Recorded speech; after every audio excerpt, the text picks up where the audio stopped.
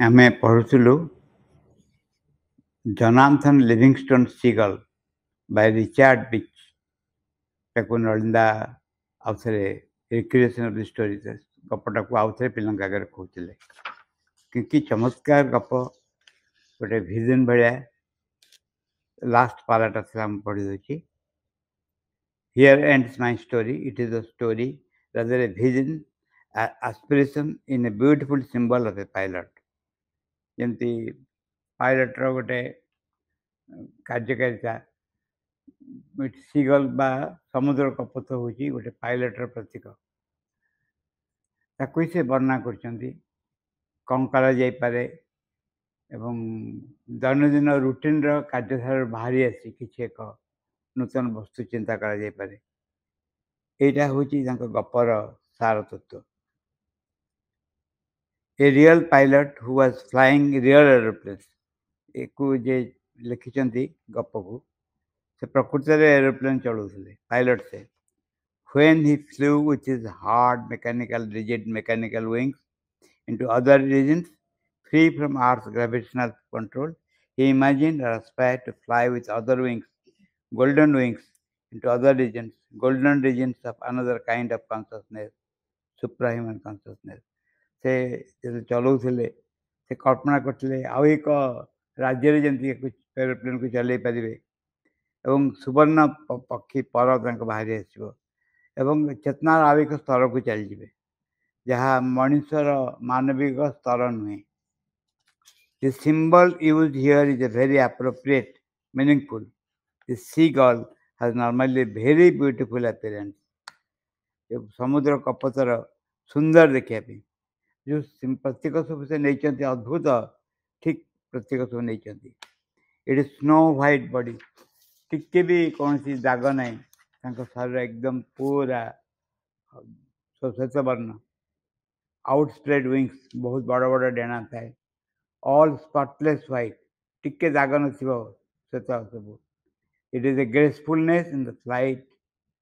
is indeed a delightful spectacle for the eyes to contemplate चक्षु एक भोजी भाया चमत्कार भोजी भाया ये सुंदर जिनस देखा मिलूँ कहबनी इवन सो मैन अल्सो तापर से नलिंदा कह आरंभ कले मनीष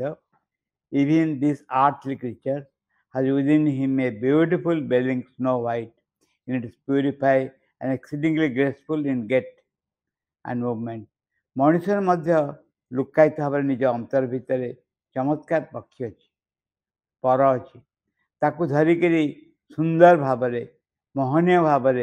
से आउ एक राज्य बुड़ी जापे that being has to be brought out displace even as the seagull transform itself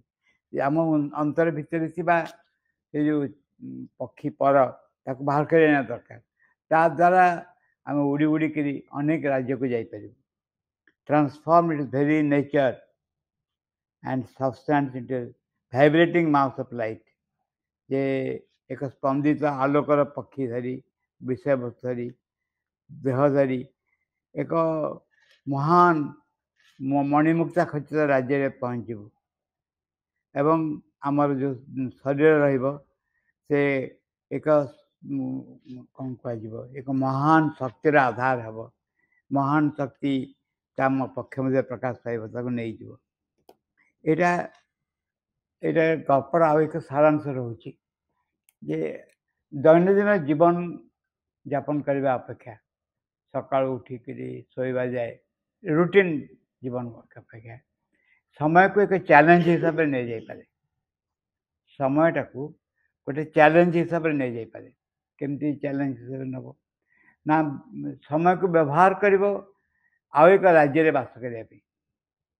ये हूँ बहुत अलग कथा केमती अलग कथा ना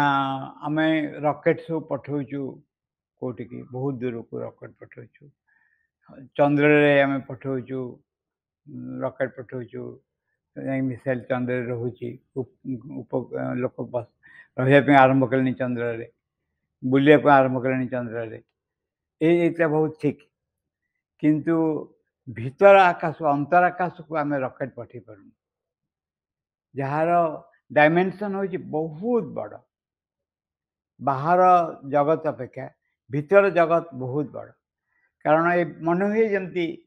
बाहर जगतर पश्चात भीतर जगत रही बाहर भीतर जगत बाहर जगत को धारण करके रही विशाल एकदम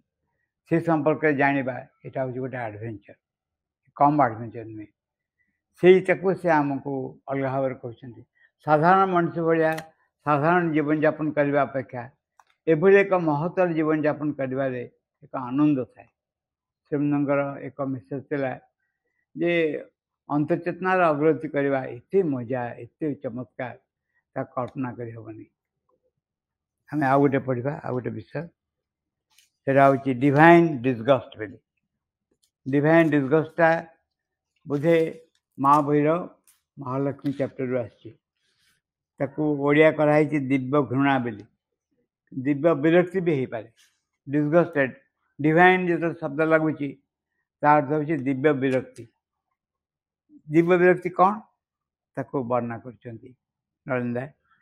it is a disgust field with an all compassion विरक्ति हम किंतु बहुत करुणा कृपा बहन कर चलती it is something which takes upon itself the wrong vibration in others to cure them ये दिव्य घृणा व दिव्य विरक्ति कौन करे अन्न मानकर सब भूल भ्रम स्पंदन सब निज भीतर ग्रहण करे ताकू दूर कर दे क्योर देम आम ये क्योर देम हूँ इम्पोर्टेंट वर्ड क्योर देम अर्थ हूँ आम जिते देखुचु आम डिस्टर्ब होचु आम विरक्ति प्रकाश करमर गोटे अंश अलग भाव में स्पंदित होगा आरंभ कर स्पंदित बुझे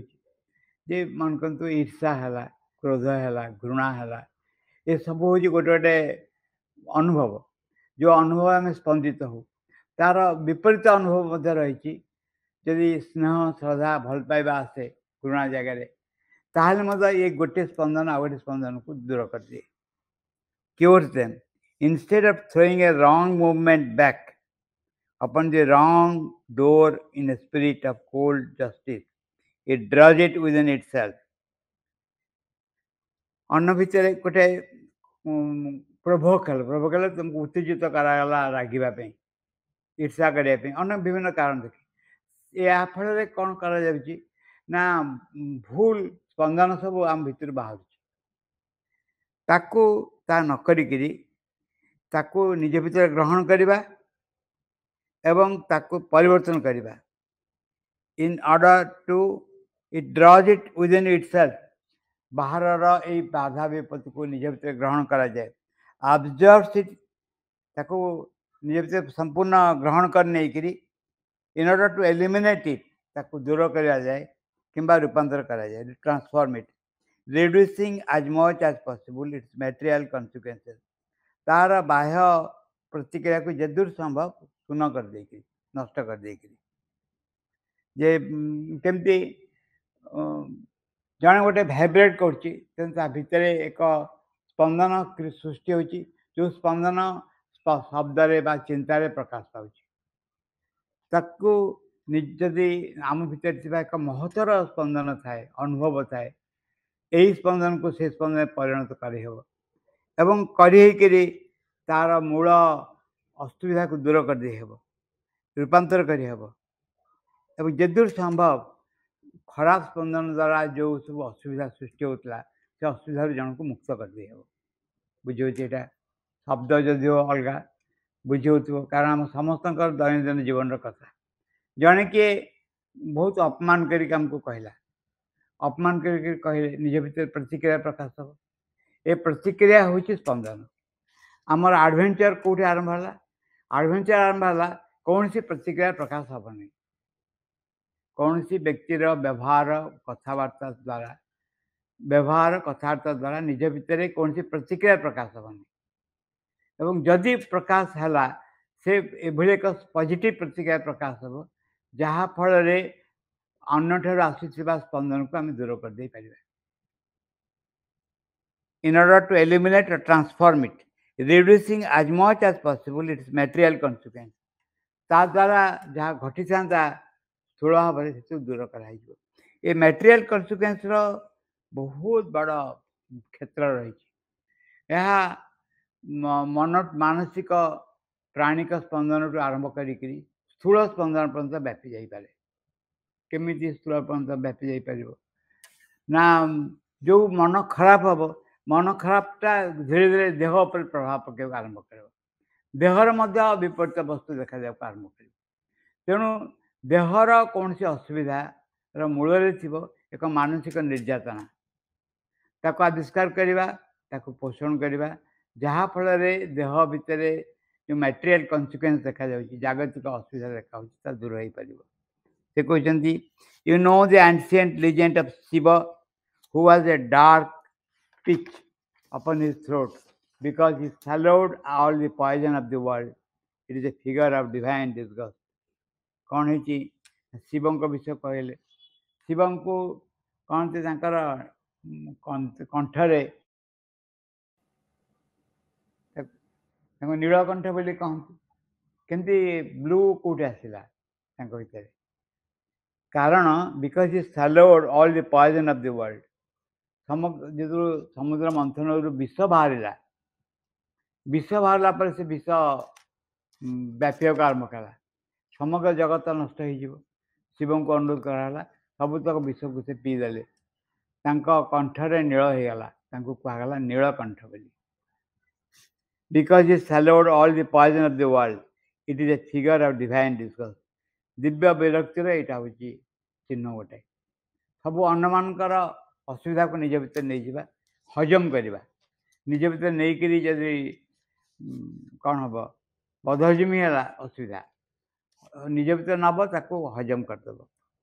naturally the poison will not have the same effect upon the divine as upon man मनुष्य यदि विष पी था जो प्रभाव पड़ता शिव जो विष पान कले प्रभाव बहुत अलग कारण शिव विषर अलग प्रभाव पड़ो से हजम करदे कौन है गंगा रे जड़े साधु जड़े भक्त बा शिष्य कह बहुत देह खराब जहाँ पड़ी हाई डायबिटीज बोधे बहुत देह खराब डाक ना गंगा भर ठिया करदे गंगा पानी के धरले हाथ में क्या गपर वर्णना कराई कहानी कहले जे गंगा सत्य ना जे सत्य ताहले तुम हाथ देख तुम रोग मत दियो मो रोग मो मो अवस्था तुम नियो जी डरले मुझे जहाँ कह कह से कहले कहला फल कौन है ना ये रोगमुक्त प्राय हो गले धरदेला देह खराब है ये देह खराब को 2-3 दिन भर ठीक करदे कहीं ठीक कले रोगर जो प्रभाव पड़ो निज शरीर गोटे देवता से प्रभाव मनुष्य मनुष्य को नष्ट करदेव ये मैंने हजम कर दे पारे the poison will not have the same defect on the divine as upon man देवता जो प्रभाव पड़ो भगवान भगवान शरीर पर मनुष्य पर से पड़ोनी for there is an essential difference between state of ignorance state of knowledge कारण अज्ञानतार भूमि आउ ज्ञानर क्षेत्र दीटा भर तफात अच्छे something untoward happens to you in your normal state of ignorance साधारण अज्ञान अवस्था जो घटना घटे तार इफेक्ट निज पर पड़े it has a certain character and brings mentally certain result किसी गोटे फलाफल घटे आम साधारण भाव में आम भर कौन असुविधा केमती आसे आम जदि क्लोजली विल वाच इट आम केत जिन देखिपर किंतु कथा तार एंड किसी ना डिस्कवरी आम देखिपर जे कहीं देखु जे कौन से एक मानसिक निर्यातना कार्य निर्यातनार स्वरूप धारण करी आम शरीर को हैरान कर भावुचे जिनसा छिंडीगला ये जिन छिंडी जाइनी सब अवचेतना से कौन है रेकर्ड हो रही ठीक समय शरीर को असुविधा पकाऊ तेणु आमर अज्ञानता अवस्था जो विषय को आम सम्मुखीन हो ज्ञान सचेतन अवस्था एका जिन सम्मुखीन हेले फलाफल अलग रकम हुए something untoward happens to you in your normal state of ignorance it has a certain character and brings mentally certain result but the same thing happening to you in a state of knowledge will not carry the same effect. जदि सचेतन भाव में तुम कौन घटना घटला तुम जमी तुम उपर प्रभाव पड़ो जदि ज्ञान सहित जिन घटे same happen to you in a state of knowledge ज्ञान बुझी विचारिक हाँ जिन आसूचे एफेक्ट हवा आम ऑलरेडी से लोक को अप्रोच करूँ से पार्टिसिपेट कर मु मेंटली पूरा फ्री जो ठीक है रही जहाँ से पार्टिसिपेट कर मुझे सही ने देखी ने ठीक हजम करदेवी ताहले निजे अस्थिर हवा को पड़ोनी शांत धीरे स्थिर अवस्था सम्मुखीन हम if you are at state for example take a very material thing a blow, a right royal physical blow. Well, if you are in a state of inconscience and ignorance, as you always are, you will have to suffer the full consequence. जे तुमको किए गोटे बाड़ेला विधा मारला गोटे आघात देला तुम जदि पूरा अज्ञान अवस्था थो ताहले तार फलाफल सेमती हेनी in its turn depends Holi upon the force of blow you will have to suffer the full consequence. A right royal physical blow. Well, if you are in a state of inconscience and ignorance, you usually are, you will have to suffer the full consequence. पूरा फलाफल हो गया प्रस्तुत थी which in its turn depends wholly upon the force of the blow. फलाफलटा कौन हम जिते जोर आसूची से जोर तुम हैरान हम आस्ते कि बाड़ेदे किसी काटबनी धूम के विधा मार पिटी भांगी गला भाया अवस्था हम ये हु और what gave the blow and the helplessness of the object किए तुमको बाड़ेला आ तुम केमती असहाय से बाड़ेबा आगे आघात दिगरे मनस्तात्विक आघात हो स्थूल आघात हो आघातर परिणाम पर निज निर्भर करे but the same blow delivered in the same way by the same agent but अपने बीइंग हुई conscious and full of knowledge एका लोक एका रकम बाड़े तुमको आघात दौची एवं एका भाव आघात दौची तुम जदि ज्ञान अवस्था ग्रहण कर फुल ऑफ नॉलेज बट अपने बीइंग हुई conscious Sachetan full of knowledge ज्ञान रे परिपूर्ण will produce instantly a reaction reducing the natural consequence to a minimum. जे कौन हम कथा तुम ज्ञान रही सचेतन अवस्था रही जन बाड़ेला कौन कला तुम ग्रहण करनब ग्रहण कर हजम कर दे पार एवं तार मटेरियल कन्सिक्वेन्स तुम आघात जो खराब अवस्था से खराब अवस्था मिनिमम हो natural reducing the natural consequence to minimum even annulling the consequence altogether एमती कि हम तुमको आघात न पाई जो अवस्था से अवस्था तुम रही पार for the reaction here is a reaction of knowledge कारण तुम जो ज्ञान अवस्था जो घटना घटेला ता हूँ ज्ञान एक प्रतिक्रिया of light and not that of ignorance and obscurity अज्ञानतार नुहे अंधकार नुहे कि आलोकर चेतना भितर तुम थी बोली तुम तार प्रभाव बहुत कम पड़ला bye पड़लानी On the moral level, the action can be clearly noticed. नैतिक अवस्था यार प्रतिक्रिया प्रकाश कर जड़े अकबर को पचारे ना ये पचारे अकबर पचारे कहले जदि जड़े आसिक मो दाढ़ी की झिंकी दिए मुझे कि दंड देवी मंत्री मैंने कहले हाणिदेवे किए कहला बाड़े किए कहले जेल भर्ती करेंगे बीरबल कहले आप गोटे चॉकलेट देवे हाँ केमती ना आपण दाढ़ी झिंकिया आप नाती छड़ा किए करें किए करें तेणु आप गोटे चॉकलेट देवे एटी एका आउ जन दाढ़ी झिंकवा नाती दाढ़ी झिंकवा बहुत तफात होगा अन्य जन को सुड़ी दंड दि जाए मृत्युदंड दि जाए या जन को चॉकलेट दि जाए कारण psychological stage of receiving the blow जो आघात आम ग्रहण करूँ तार मनस्तात्विक उपर सब निर्भर कर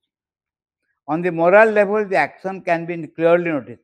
For example, you can receive an emotional shock, not an egoistic blindness, as to say, identifying yourself with it or drowned in it. You can hold it away from you, look at it in the objective manner, see what is, note the nature of the vibration, etc. etc. ତମେ ଯଦି ଗୋଟେ ମନସ୍ତାତ୍ତ୍ୱିକ ବା psychologically ଭାବପ୍ରବଣରେ କିଏ ତୁମକୁ କିଛି କହିଲା, ତୁମକୁ ଅହଂକୁ ବାଧିଲା, ତମେ ଯେତେ ଦୂର ତା ସାଙ୍ଗରେ ଏକୀଭୂତ ହେବ ସେ ଅନୁସାରେ ତାର ପ୍ରତିକ୍ରିୟା ହେବ। ମନେକର ତୁମେ ବୁଝିପାରିବ ଯେ ହଁ ସେ କହିଲା, ମୋ ନିଜ ଲୋକ ତ କହିଲା, ଆଉ କ'ଣ କରାଯିବ, ବୁଝିହେବ, ଜାଣିହେବ, ଏଇ ଭାବରେ ଗ୍ରହଣ କରେ। Then you put the light of your knowledge, ତାମାନେ ତୁମ ଜ୍ଞାନର ଆଲୋକକୁ ଯାହା ଘଟଣା ଉପରେ ପ୍ରକାଶ କରୁଛ।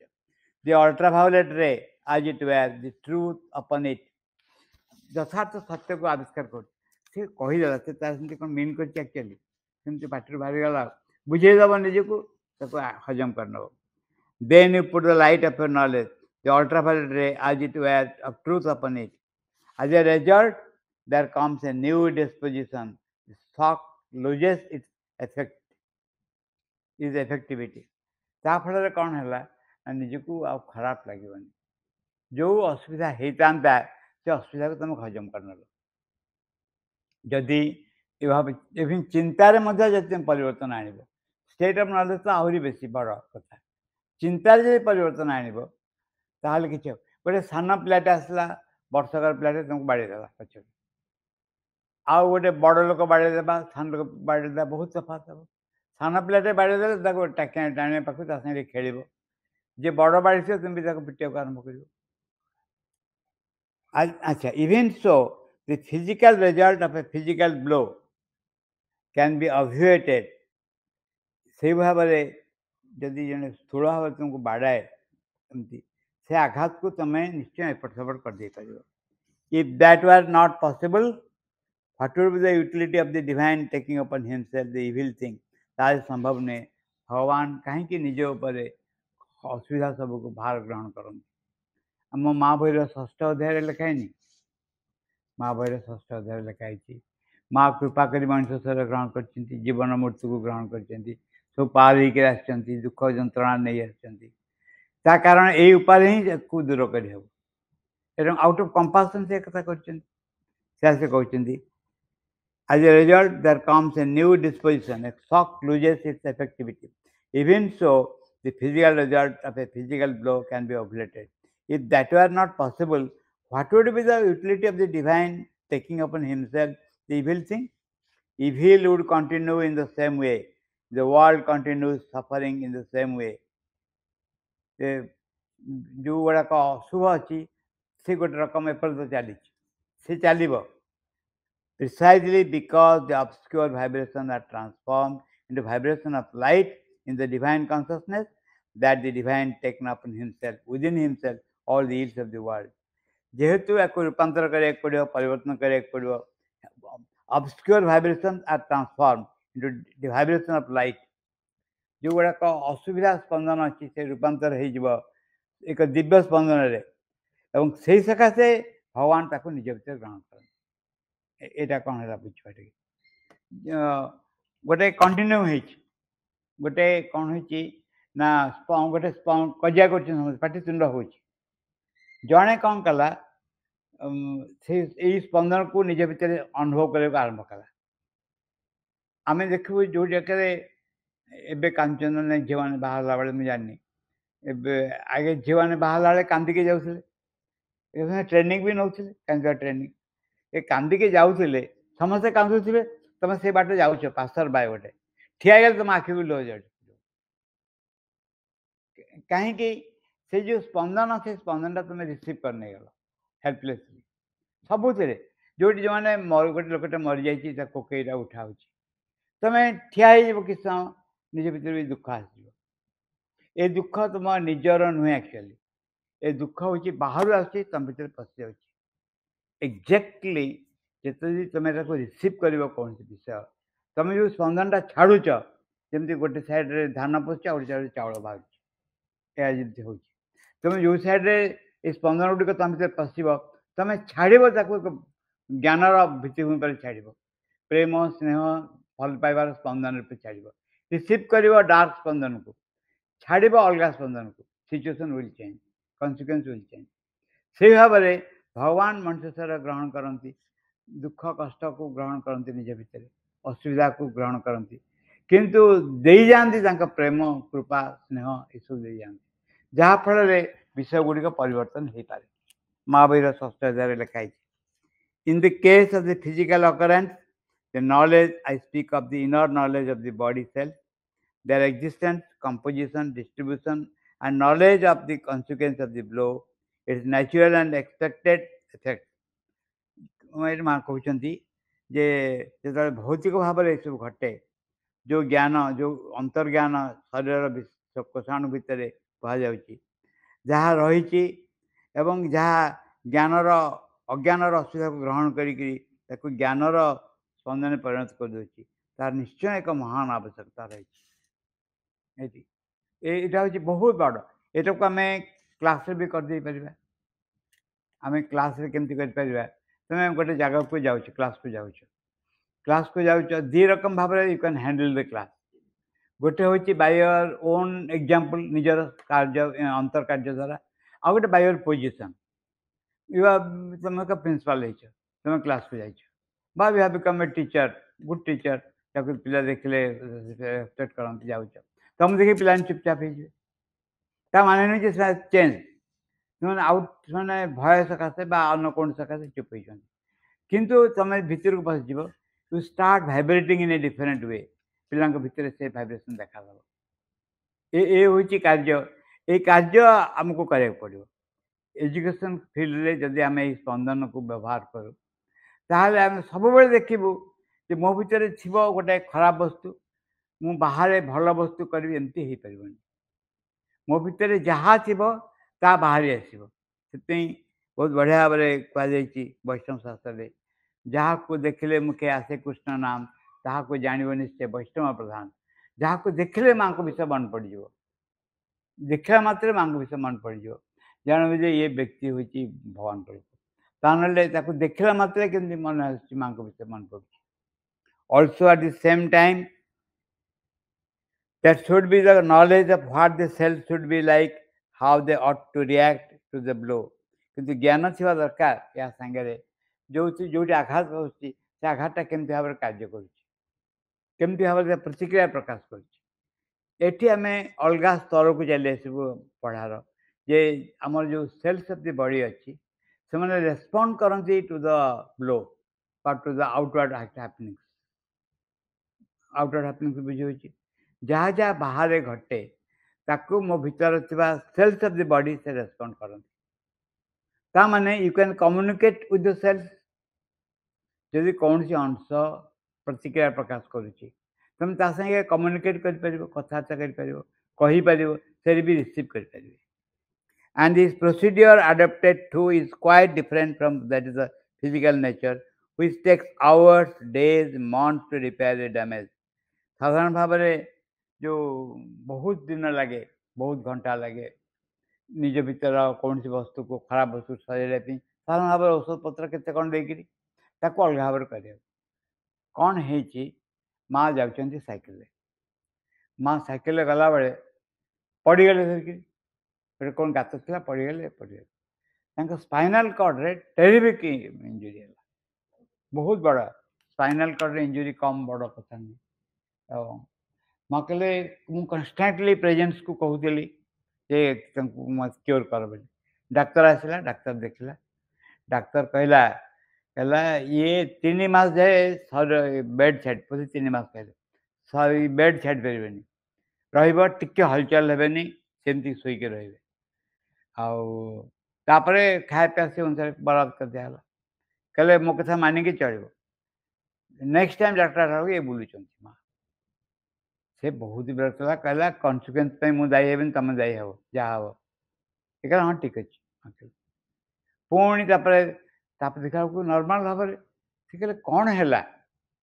माँ वर्णना कर डाक्तर मो प्रति बहुत रेस्पेक्ट बढ़ीगला मत डाकिला कहला जे कौन केमी भल माँ कहले भल हबार कारण हूँ भगवान को पाखे कहे मुझे सुप्रीम को सब कहूली क्योर मी मैंने भल कर दियो से भल करदे पूरा यही भाव में आउ एक धारा आउ एक राज्य आम पहुँच जाऊ जिते साधना विषय उठे it is not just giving lecture ବଡ଼ ବଡ଼ କଥା କହିବା, ଲେକ୍ଚର ଦେବା ଏଇଟା କୁହାଯାଉନି। ଆଉ ଏକ ବିଷୟ ବି କୁହାଯାଉଛି। ଆଉ ଏକ ଘଟଣା କୁହାଯାଉଛି, ଯାହାକୁ ଆମେ ଦୈନନ୍ଦିନ ଜୀବନରେ ଲଗେଇ ପାରିବା।